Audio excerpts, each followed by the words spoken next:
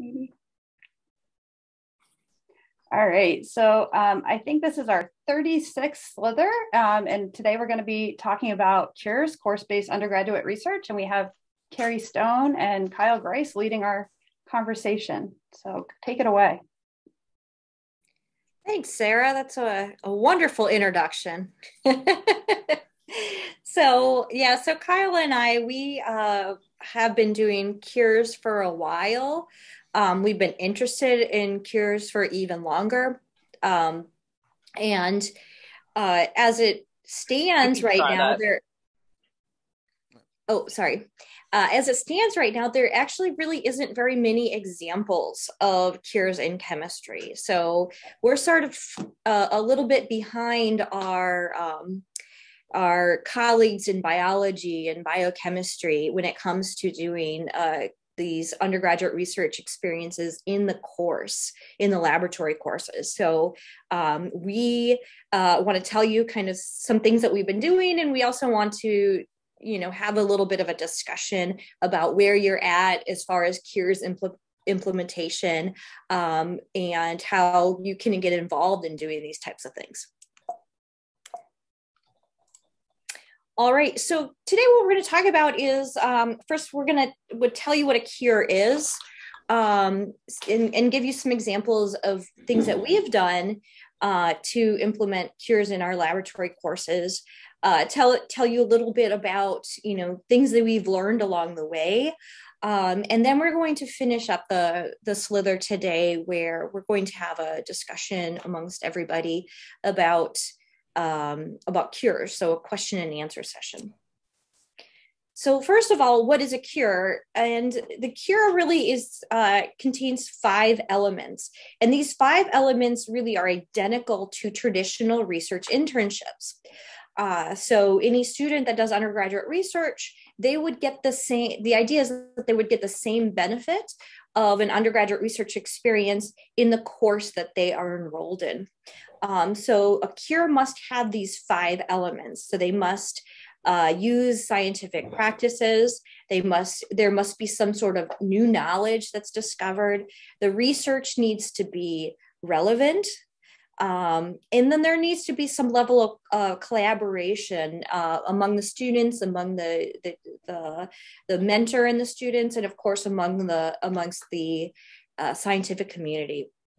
And just as we know as researchers, there's always some amount of iteration, and that needs to be a part of the experience in it also. And so we can think about why we want to do these things. There's lots of reasons why I want to do them. And so when I talk to people and try to get them interested in doing cures, I kind of frame it this way. Well, we only have a few research students to work with because we have limited time, limited resources. And so I can imagine maybe if you do undergraduate research, you might have 3 or 4 students, maybe more, I'm not sure, but really just a few students. But we are also teachers and we teach a lot of students. And so you can imagine how you could expand your research program by a lot if you had more students that could work on, stuff that you're interested in. Another reason we might want to do cures is because we want to recruit students. We want more students in STEM fields, and we want a diverse set of students in STEM fields. And so when I, again, try to convince people that cures are the way to go, I always put out what's called this persistence framework. And really at the heart of this persistence framework is this idea of early research. So research at the course-based level will help students learn science, increase motivation, and then eventually identify as a scientist. That's the idea. And so why do we care about persistence? Well, we want students to continue in the STEM fields. We want students that if they take chemistry, we want them to be successful in chemistry. We want them to continue in chemistry. And how do they do that? Well, they're motivated by something, hopefully a research project, which eventually maybe leads to that idea of professional identification of a scientist. Why else would we want to do cures? Well, so I like to talk about this in the context of DEIJ, so what are the barriers of students doing research? Well, I can think of a few. I can think of a student that may not have the time to do a research project, a student that, they may have family obligations, they may have to work outside of school in order to pay for tuition. We have a lot of students like that. They may commute back and forth between schools. They don't have time to put into the research. Okay, so that's one reason, time.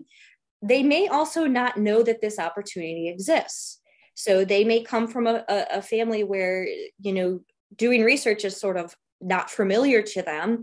And they may not even know that they could come to me and say, hey, I want to do research. Thirdly, they may not have they may not feel comfortable coming to me and saying, I want to do research. So there's lots of reasons why students might not get involved in research. So what are we going to do? Well, we got to remove that barrier. So how do we remove that barrier? Well, they are enrolled in laboratory courses. Why not just offer that research experience to them to a course they're already enrolled in? That eliminates that time. And then it also eliminates the possibility that they might not feel comfortable coming to me to talk about it. And also, so we know that there's a lot of benefits to students, but I also want to talk about how there might be benefits to professors. What makes a cure so good for us? And I love doing cures because it's really the time that I can interact with students the most, because we all love doing research. And so if our students are all in there doing research, then you're interacting with them more and more. You increase your, you generate data, you increase your productivity as a scientist. So I've had cure projects that have ended up being publications. So this is definitely something that is important for all of us as we think about research. And then also something you may not think about is really there's less time grading because cures are more of an experiential situation rather than like a rigorous laboratory. So so you may or may not do quizzes during a cure. Really what the products are that scientific communication and of course their data analysis, rather than did they know, were they able to do some sort of calculation in the lab. All right, so I'm going to let Kyle take it from here. He can talk a little bit about kind of the work we've been doing in sort of promoting cures. Yeah, so again, we've been doing this, and we'll give you some examples of some of the things we've done, but just to wanted to highlight some publication here. So we got together and wrote this paper. It's actually a book chapter. And so if you don't have access to ACS publications, you can email one of us and we'll happily share it with you. But we really, and the idea was at the time was to get together a group of people who were interested in talking about cures and working together. And although the community of practice, we haven't kept up as much as we want to, we did work on this paper, and it's a really good kind of view of cures from different approaches. So each of us had different cures we talked about. And so again, if you want a copy and don't have access, email one of us. We're happy to share the PDF. Can you go next slide? All right. I'll let her. So first, I'll let Carrie talk about hers, and then I'll talk about mine. Yeah. So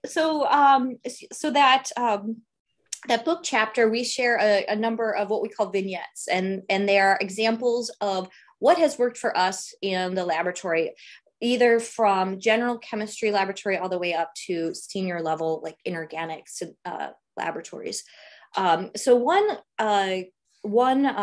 cure example that I really like is this idea of using gold nanoparticles and have students really exploring their utility. And I can tell you a few reasons why this is a really nice cure for the general chemistry laboratory is because the solutions are pretty cheap. You just need a solution of gold chloride and some citric acid, so as a reductant. And then as far as analysis, you need a UV vis. And I am sure that we all have access to these things, making gold nanoparticles a really nice general chemistry research project. And of course, what you see on the right here is Midas, because whenever we do this project, we turn everything into gold. Shoot, nobody got that. But Good. Har. All right. All right. And so what's great about this project is depending on the size of the gold nanoparticle, it changes color. So I've had students do things from quantitating antibiotics in milk all the way to exploring the dichroic nature of these nanoparticles. So if you're interested in this, my inspiration actually comes from a Chem Ed article, and it's an activity that's meant for high school students, but it's great for Gen Chem students. So it shows them how to make gold nanoparticles, and also shows them their stability. You know, what happens when you add sodium chloride to gold nanoparticles? Well, you know, it changes color. And what does that mean, everybody? So it's a good way to get them started in thinking about, well, what can I do with these gold nanoparticles? So how this works is I have started doing this cure in general chemistry too, and it's a 15-week laboratory course. So in the first weeks of the semester, we're just essentially learning about the project, learning how to read literature, and kind of testing the stabilities of these gold nanoparticles before we actually get into this idea of independent research. So the second week of class, I assign a random article having to do with gold nanoparticles, and they use the create method to read this article. So the create method really is a nice way to, I guess, take apart an article and figure out what it's all about. So what they do is they create kind of a PowerPoint presentation, and they make a concept map of the introduction. They make a flow chart of the methods, and then they take apart all the figures and describe what those figures mean.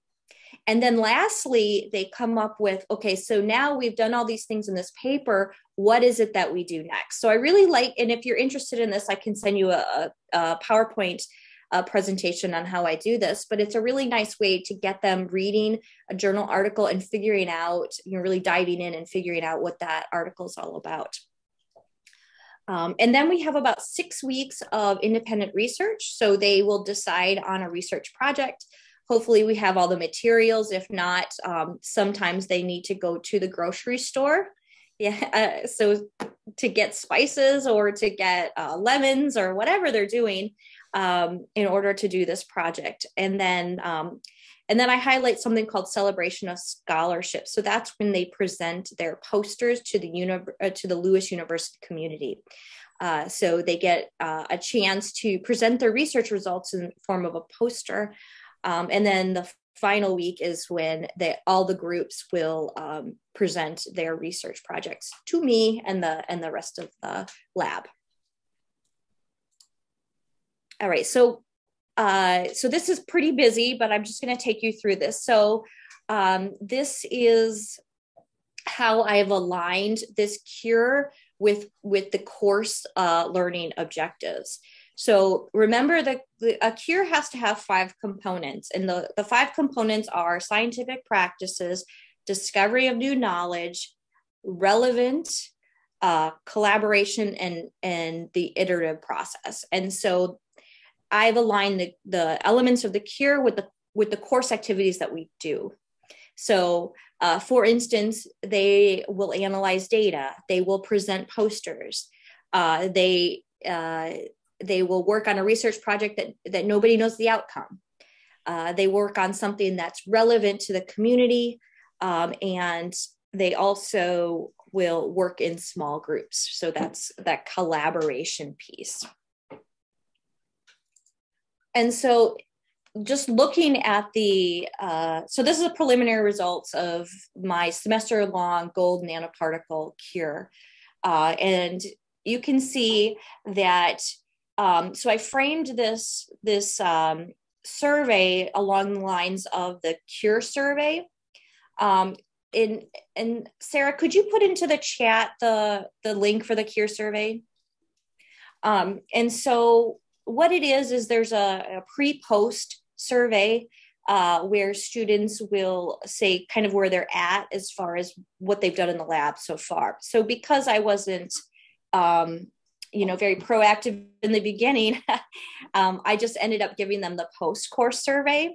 And I framed it in a way that like a retrospective type survey. So, compare what you've done now to how you saw yourself in the beginning. Where do you think you've made these gains? And so it's a 5-point scale where 1 is no gain and 5 is lots of lots of gain, gained a lot. And so you can see that they're between like a 4 and a 5. They really got a lot out of this. They really loved this idea of working on a research project. They loved working with each other.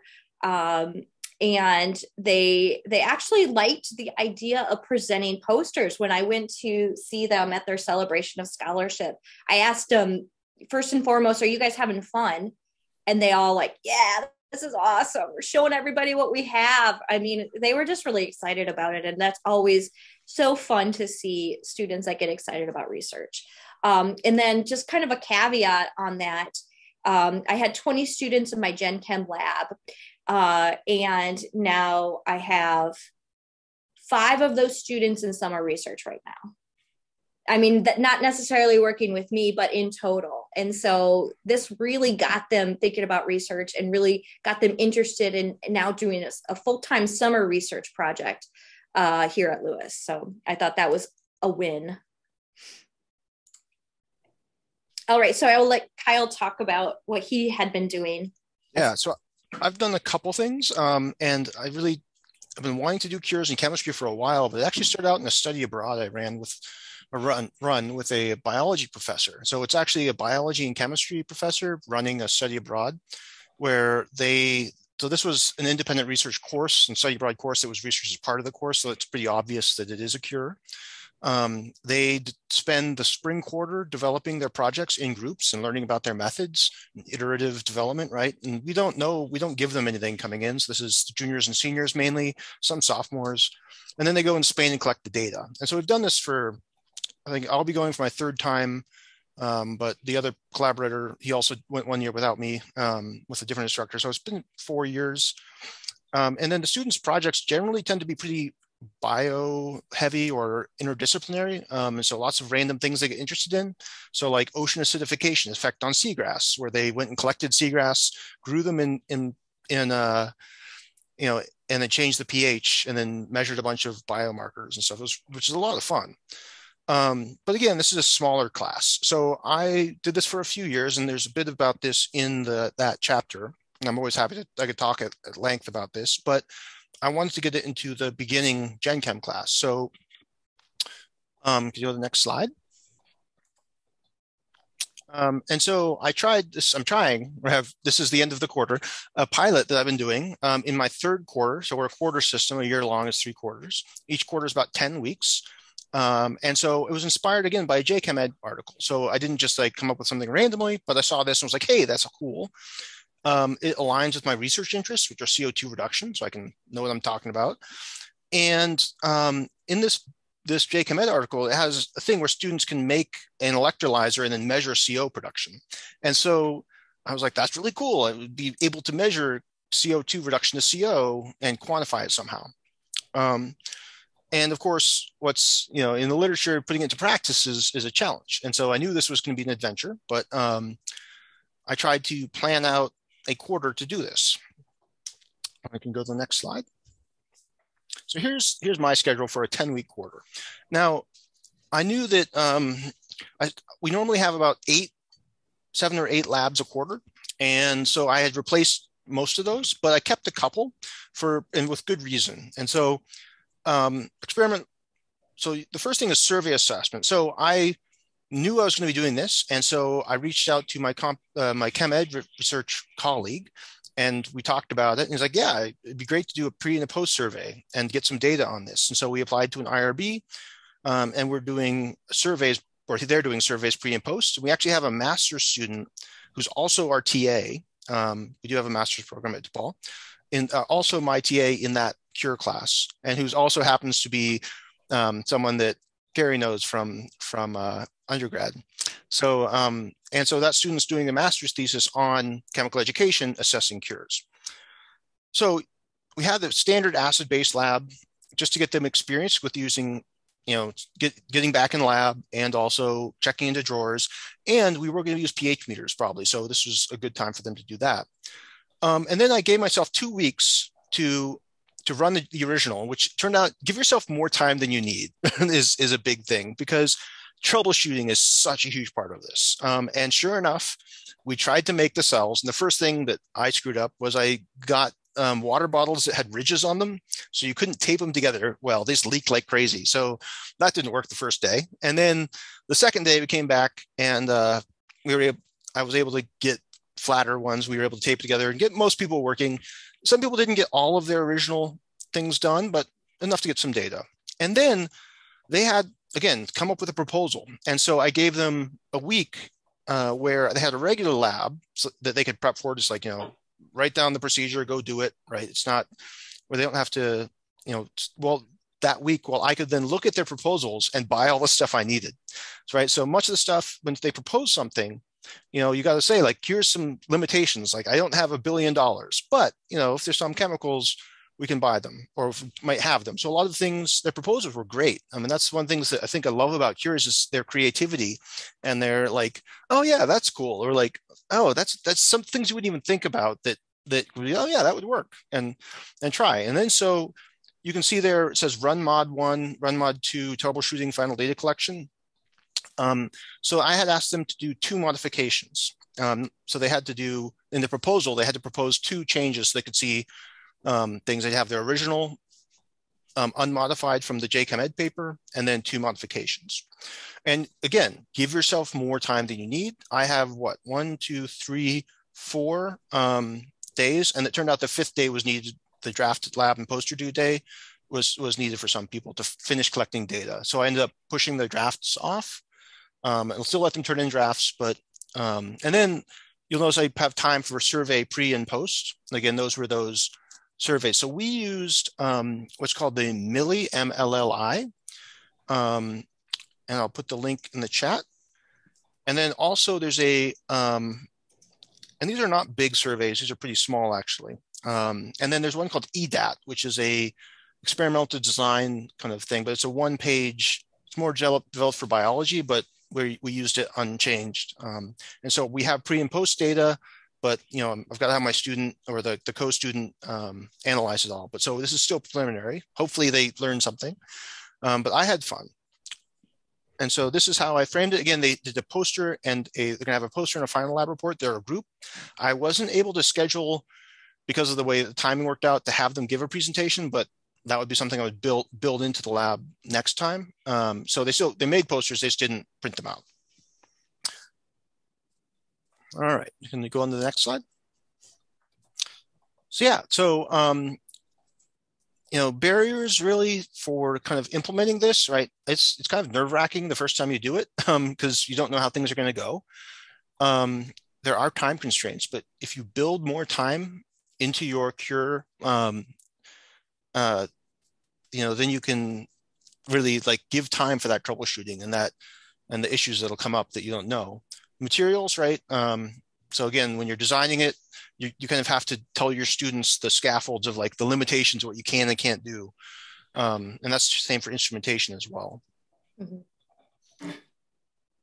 And then successes, right? So like it's chaotic, but then they really own, own the project, and they feel connected to it, and it's like their project, and it's really great. So I also saw anecdotally this year that several of the students were like, oh yeah, I'm interested in research. And they would go talk to other professors about doing summer research. And so then I hear back from those professors, oh, so-and-so came and talked about this thing, and they're really excited about changing these conditions to see how it could improve CO2 reduction. I'm like, oh, cool. Like they were really jazzed about these things. And so, and like Carrie's talked about that time in class with them. So I was bubbling CO2 from a tank for them. And so for a certain amount of time. And so it was just time to chat. And we talked about research. We talked about, what are their majors and what are they doing? And so it's a lot more getting to know them time and talking to them about things. And they were like, oh yeah, I didn't know that this research was options and or that you could do these things. And it was kind of repetitive just sitting there bubbling CO2, but then all the conversations were really great.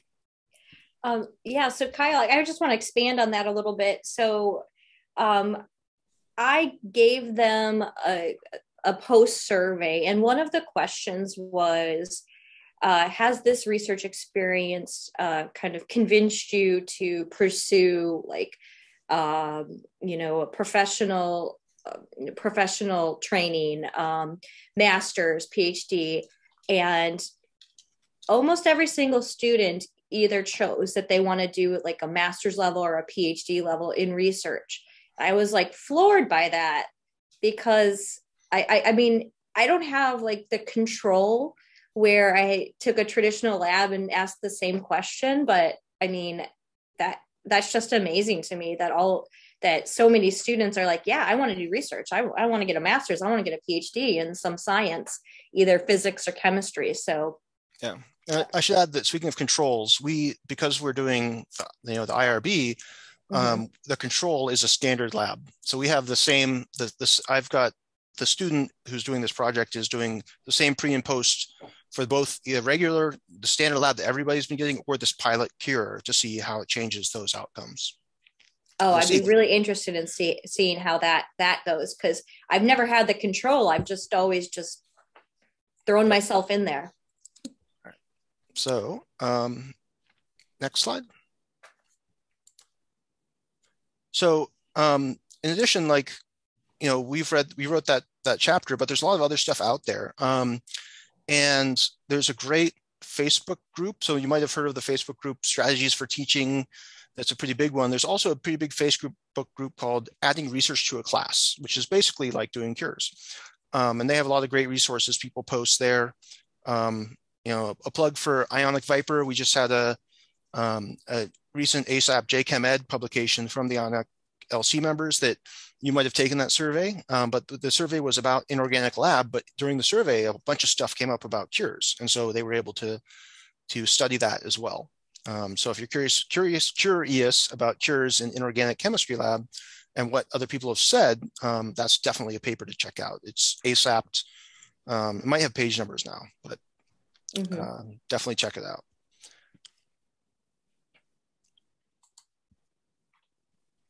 All right. So I guess the question here is, will you be at BCC? Because we're going to be at BCC. We should get together. And so Kyle has his student is one of his students, right? Yeah, it's the student I can't remember if both of them are going to be there, but the student and the professor, at the very least, the professor will be there. My Chem Ed colleague, I won't be there because I'll be running another study abroad. But so they have a poster. We have a poster on the results. So we will have the results processed by then, hopefully, and so you can see what the EDAT and the MLL on that, not milli, but what the results pre and post were and how we did our thing, and then and then I'll be giving a talk. There is a symposium that is specific for general chemistry cures. And I thought, wow, that's right up my alley. So that is where I'm going to give my presentation on this stuff that I was just talking about. So. All right. So I guess we're into the last part of this SLiTHER, and well, we want to know, like as a group, where are you in this process of implementing cures? You know, we sent out a pre seminar survey, and overwhelming. So of those that filled out the survey, overwhelmingly, you're thinking about doing it, but you haven't done it yet.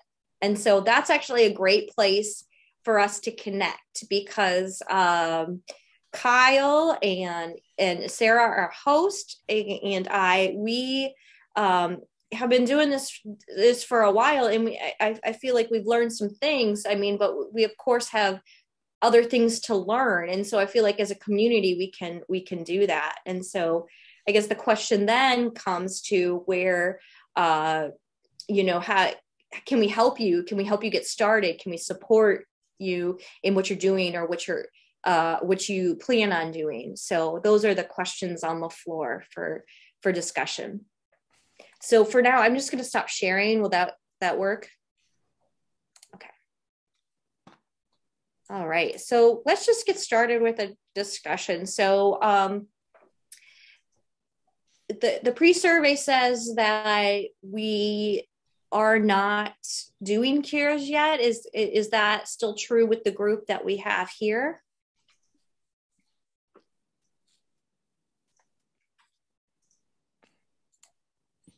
I see some thumbs up. So is there anybody here that's done a lot of cures? Do we have any experts in the room? Yeah, so if anyone who's done them or has done some, Abby, want to share their experience? Put you on the spot. Are you putting me on the spot, Kyle? Yeah, I'll put you on the spot. Sorry, I'm also working with my students in the lab. Like, this is our first week of summer research, and so we're like doing our first reactions. That's exciting. So I actually gave a presentation on this at the MARM, which was just last week, talking about implementing cures into the inorganic chemistry curriculum, but also thinking about how we can potentially use things like this in the organic curriculum. So unfortunately, I teach in the organic curriculum as well. And so the way that I see it is it's a opportunity for me to do some ligand synthesis. And so the ligands that we're interested in making actually tied nicely into the second semester traditional organic chemistry sequence, because we talk about going from substitution reactions like SN1 and SN2 to nucleophilic ACL substitution reactions. And so I give the students like a general framework of initial conditions for the reactions, and then they go and propose the different, we're making sulfonamide ligands, so they go and propose different sulfonamides or different pyridine backbones that we can buy, and then we test their hypotheses about making them. It ties nicely into like Hammett relationships, because we can talk about electron donating groups, electron withdrawing groups, and making a prediction about whether we predict the reactions might be faster or slower. And so what that allows me then to do is to take all the ligands that they make in the class, and then we use them in our research lab, so that we have a bigger library of things to look at. It's been very successful. I've run this, I don't know how many times, probably 4 times over the last 12 years. And every time the students have the same kinds of outcomes that I think Carrie and Kyle had mentioned, that it allowed students that couldn't do research because of all the things that were mentioned an opportunity to feel more confident about going out into the workplace and doing research. Some nice things that I have, and I know that I have a lot of privilege at my institution, is we do get significant amount of money to help support the lab curriculum. And so that's the biggest barrier, at least in my eyes, is the amount it costs to buy some of the chemicals. But I have colleagues that are doing this at the sophomore level in our introductory analytical course. And it also works well for some of the things that they're doing over there. But I'm happy to share, more details about what I've done. and the framework that I send out. But it has to be very structured. And, you know, the initial labs that you do, I think Carrie did a nice job to stress this, is you have to provide the students the skills that you want them to then do on their own. And so the first couple of labs that I actually do, you know, give them those skills so that they can then take what they've learned to try to apply it to a new research question that we don't necessarily know the answer to. Yeah, great. One thing I want to mention that we briefly touched on, but the collaboration part is, so I have students work in groups, but I also had students at multiple times present their proposal, less orally, like little presentations to the entire class, right? So what are you doing? What's your group found out yet? Like, what's your preliminary results? Okay, and then what's your final results? And so showing them that the entire class as a whole is also a big research group, and they're all doing different things, but they're learning, you know, related things that can all kind of answer a similar type of question. You know, in my case, it was like, how can we change the CO2 reduction production or efficiency? And then in Carrie's, it would be like, what can we do with gold nanoparticles, right? And they can see all these other things too that they aren't working on, but somebody else is also working on.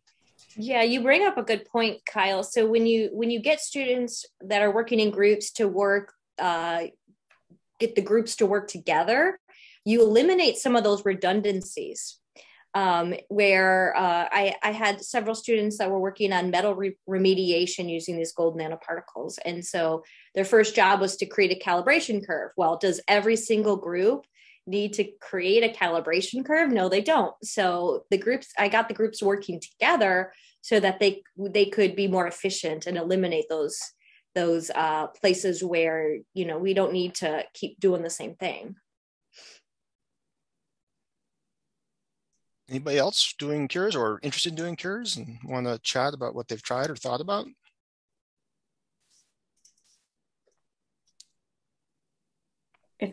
Oh, go ahead, Carrie. It's Kari, actually. The confusing one here with the differently pronounced name. I actually just have like tons of questions. So I was so excited to hear that you guys are doing this stuff at the Gen Chem level, because we have my coworker, who is amazing, has been doing a cure in our Biochem 2 lab, which is obviously students who are very experienced and right on their way out the door. And it actually lines up great with her research, and it's really works well for her. But when I was at a conference last March, I really heard a lot of push for and like good reasons to be doing this at the lower level. And I was like, you know what? That makes a lot of sense. I would love to do that. Are there people doing that? Where are these people? How do I do it? Right? Because the concern and the worry with those Gen Chem students is like, they don't have any experience. So it's like, how do we prepare them? And I know that, Kyle, you said yours was a third quarter Gen Chem lab. So obviously they've had the first 2 quarters probably of a standard lab. So they've got some lab skills. So I guess I was just thinking about like, what did you feel like was necessary for implementing this at like the Gen Chem level as far as building those skills? Or did you go, well, we just won't do it first semester or first quarter, like we'll definitely just do it in the second or the third quarter? And yeah, I guess just trying to figure out how to make it work at the lower level. Yeah, I think you know, I'll say what I did, you know, some thoughts I had along that line, and then someone also threw in the chat too, and then Carrie can do, kind of chime in too. So yeah, so I knew that, you know, I looked at this project. So I did this before they'd seen electrochemistry, so I knew that was going to be a challenge. But I basically, by having them, they had to read the paper and we had to talk about it. And then, so like that first day was like talking about it and building it, and it didn't work, and then building it again. And then they had to write a report that was like their initial thing. And then that was like, okay, you know, I had to scaffold it pretty well, like include the half reactions. What's a half reaction? This is a half reaction, you know? And so I think if you build it with those, like the skills you want early on in the cure, so that they do like the standard thing, and they learn those skills, then they can, you know, get confidence to try something different. And you could even do this in Gen Chem 1 if you teach them the skills in the first couple of weeks that you want them to do. Like it could be, you know, spectrophotometry, and then they can do something with UV vis, you know, volumetric glassware and spectrophotometry and dilutions. And you can do a lot, right? Lots of things have color, and that color means something, right? And so I think you also can, I think the embracing the kind of chaos of telling students that they have to go like do some reading and point them in the way to do that. It's scary, but then like students come back with some really interesting ideas. And so like one student who came back and like, I want to do like, I saw this really cool CO2 reduction thing that's like a gas diffusion electrode with gold nanoparticles on it and like a microporous blah, blah, blah. I'm like, okay, that's awesome. But we're not gonna be able to do that in the timeline, but we can go get a carbon electrode and some gold nanoparticles. And sure enough, they worked really, really well. And so, you know, I think it's okay. You don't have like, you can find those simple skills that you want to make sure they have, but then their creativity can also be a benefit for those kind of lower level. And I think just another argument that I saw, people was like, oh, well, they don't learn about X, Y, Z. And I'm like, well, they will in lecture, and I can make it part of this. And so, you know, I guess that was my other like secondary thought was like right now, at least at the Gen Chem level, like our lectures and labs are very much synced up and paired up. And it's kind of like you have to give up on that completely if you're going to do a cure.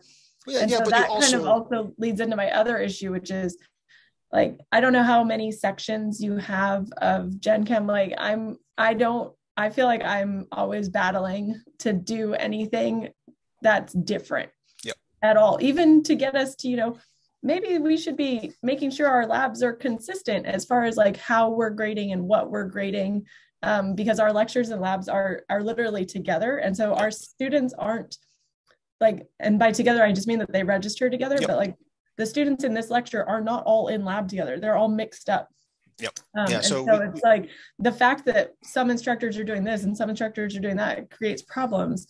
And I feel like that would be like an issue if I tried to propose doing this, especially to do it with like a control, which I think is good. And but also if you start implementing it more broadly, you need other instructor buy-in. So are those issues that you guys have dealt with that you have any advice on?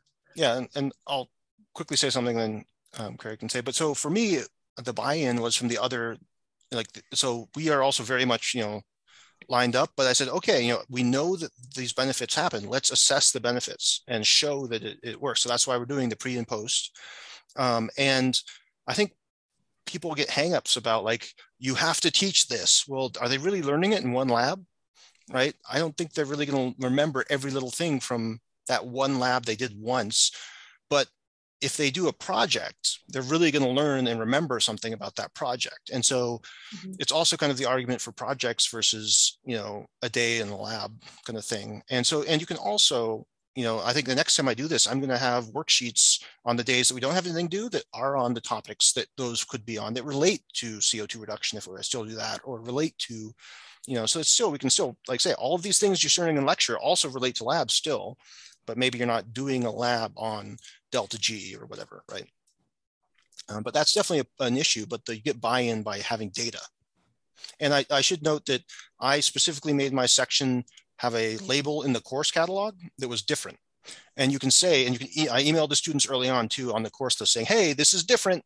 This is wacky. And like, if you don't want to do this, switch out. Like, but, you know, I had 20 students, which is a pretty good size section for us.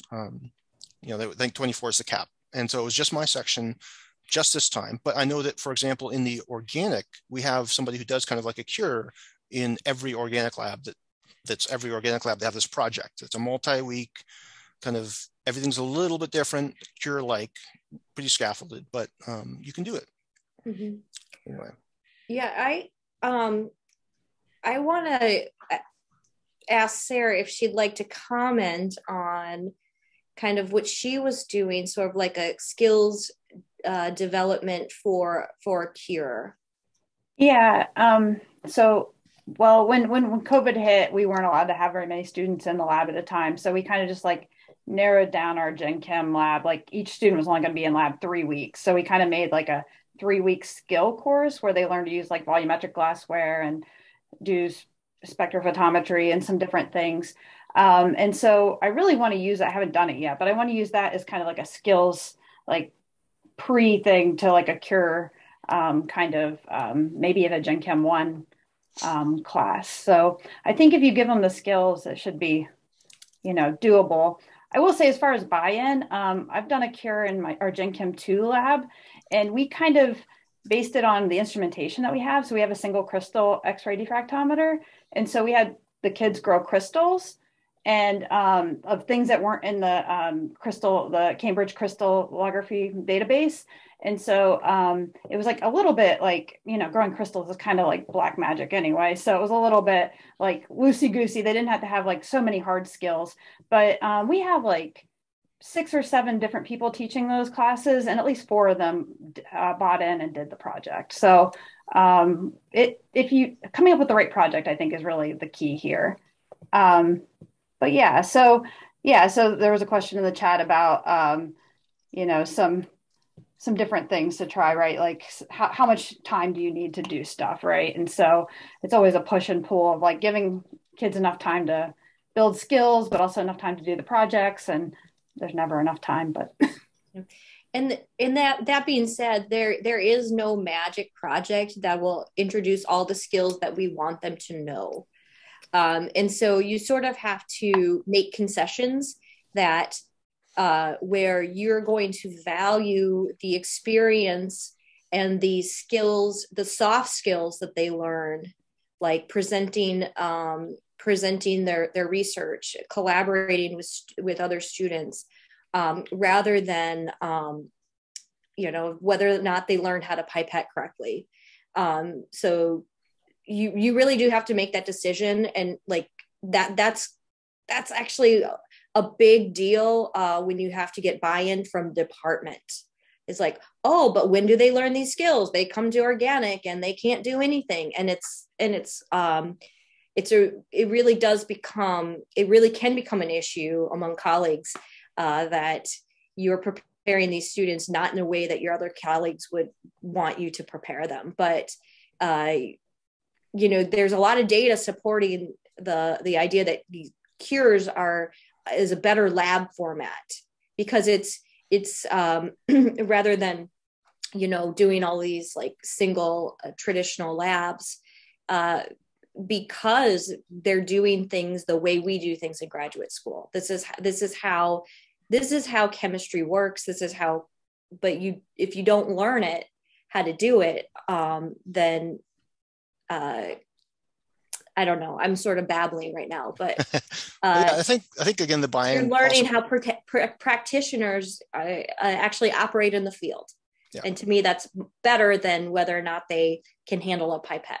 Yeah. And I mean, just again, the skills that they're learning are confidence and adaptability. And so they can apply that to the next class, right?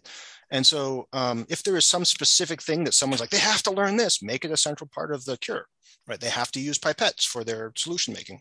Done. Like it's not like we're just throwing out chemistry. No, we're doing chemistry. We're doing real chemistry, right? But you do have to pick and choose which skills you think are most important, and then in that you need a project that aligns with that.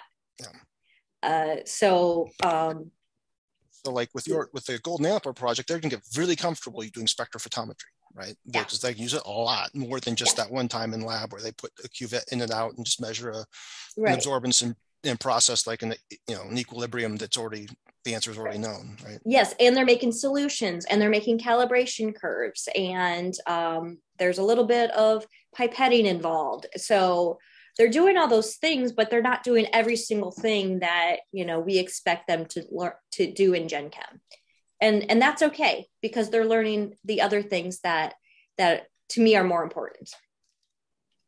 Jonathan in the chat was asking about picking the challenge of picking the right project, and I think that's the biggest concern. But I think you can kind of look at what colleagues and you have in common, not just common interest of the big picture things that students might be interested in, but what are the strengths of your department, or things like that. But I don't know what other people think, but that's kind of where I landed on, was who I wanted to work with and what we were going to kind of jump into.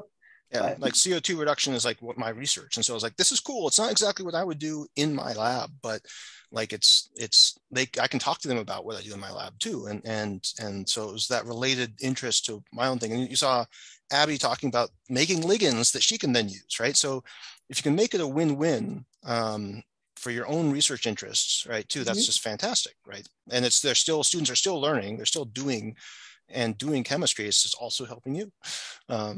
So finding a way to do that, make useful compounds, right, that ligands and organic that could be then used in inorganic or used in research, or changing parameters on something that maybe you'd think about changing parameters on in your own lab or own interests, but now you have students doing it and they get to pick the parameters they're changing, and the stuff they learn will now inform the next time you do it too. Like some things just don't work and you're like, okay, that really didn't work, and so next time someone proposes something like that, I can be like, nope, we're not doing that.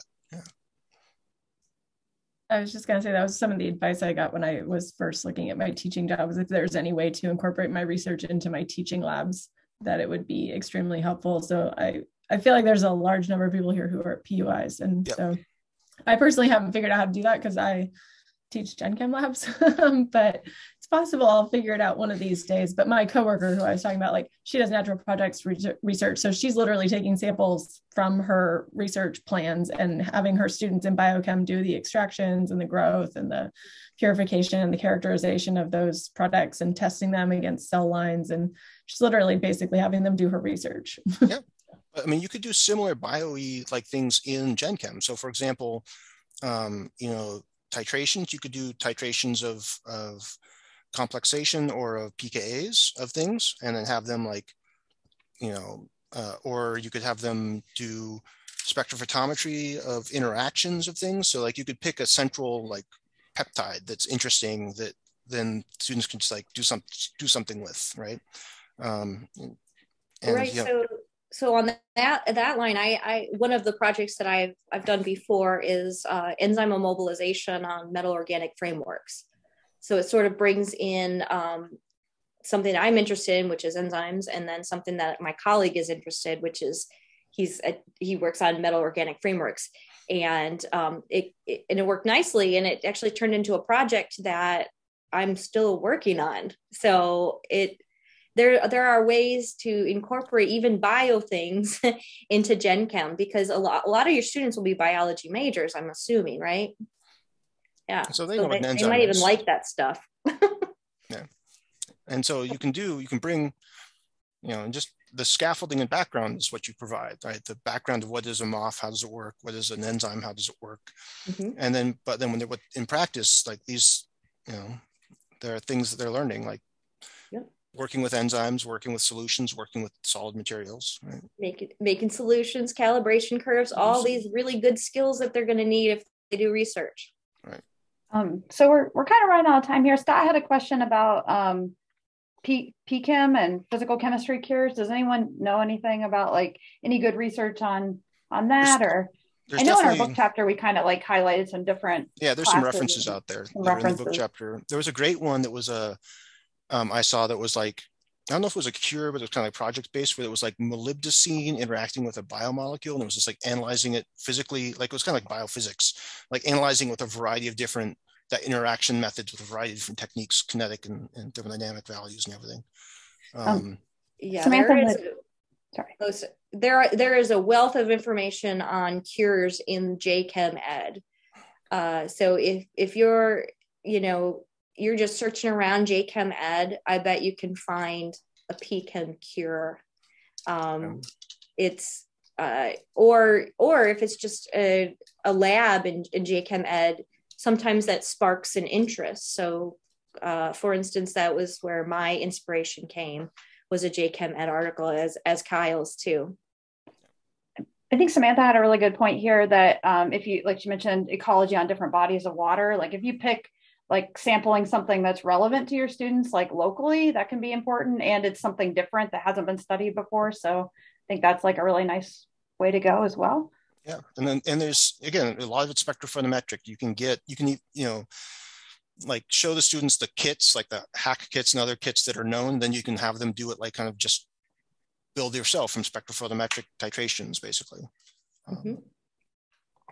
Anybody else have any last minute comments, questions?